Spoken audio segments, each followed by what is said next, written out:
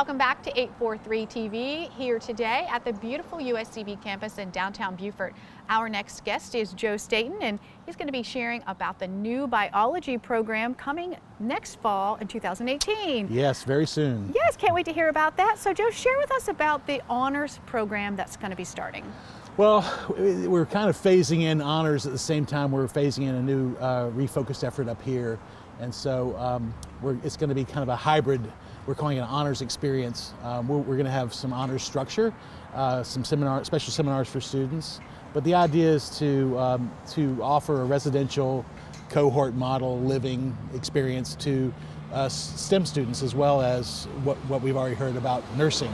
Right. And actually it's a good fit with nursing too, because of our biomedical concentration. We're hoping with some of those students and other students to be interested in kind of commingling activities with some of the nursing students because of that particular attraction. So it's very exciting. It's something I think that's long overdue, and I'm glad we can finally get this rolling. We're now in a critical mass where we can afford to actually, have this kind of effort up here and support it strongly. So. What will the natural surroundings of the Beaufort campus mean for the program? Well, that's, I hate to use the term my students use, no-brainer, but I mean, we're surrounded by water and the marine environment. And a lot of our people who actually do research that has biomedical emphasis as well also work in marine systems. So the idea is that you're surrounded by a natural laboratory, where students literally can walk out of the back of the Marine Science Building and you've got marsh right there. As a matter of fact, when I started here, there was no Bluffton campus and my office was in that building, and we would walk out there and do labs right outside the door, which is something we can't do on the Bluffton campus. It's a beautiful campus, but we have to take vans and take students places to do things. So that, and also the long-term support of the Beaufort community for the school, we're hoping that will translate into a meaningful experience for the students as well. I think this is a key part, in my opinion, of this program. Is about the natural resources. And you just mentioned you can't do it in Bluffton, but you really can't do it at a lot of places that might have this program. So we are literally, as you said, surrounded by water just behind this building, and not just here, but all along the coastline. So it's a wonderful place, as you said, to explore and outside hands-on lab. Yeah, we have some good ties with Waddell, and one of our former graduates is the head educational ranger out at Hunting Island, and there's all kinds of potential for the students to get out into the community very quickly and much easier than possibly at the Bluffton campus. But also have some of those students maybe come up here and interact too. So sure. So if I'm a student in this new program, what are some areas of concentration I might explore? Well, they're the same areas we have as down south. We have a concentration in biomedical sciences. That's for most of our students who are interested in some phase of medical postgraduate work, either med school,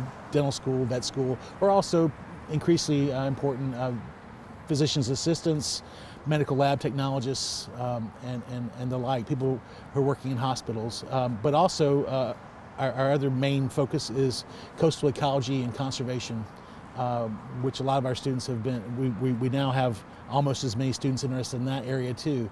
Students don't have to concentrate in either one, but if they take some extra coursework, they get a statement on their transcripts about that concentration. And certainly other students take those same courses as well, so it's just a specific thing they can do.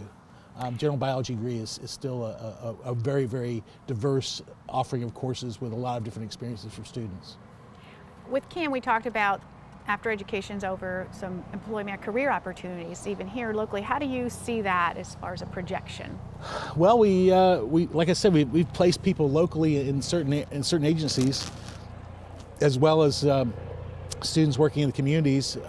But we're hoping that will grow some, especially with the ability of our students in this area to interact with folks in the region who have environmental concerns, but also the number of hospitals and other healthcare also impacts our students because of those students who want to go on and do healthcare as their primary focus when they graduate as well. So biology degree is a very diverse and very well-rounded STEM discipline with a lot of different foci, and so a student with a biology degree can do a heck of a lot of different things, not just biology per se. So we're hoping that that fits in with possibly even some, with Chris's program in art, some what we now call, instead of STEM, we call STEAM opportunities, which adds the traditional science, technology, engineering, art, and mathematics.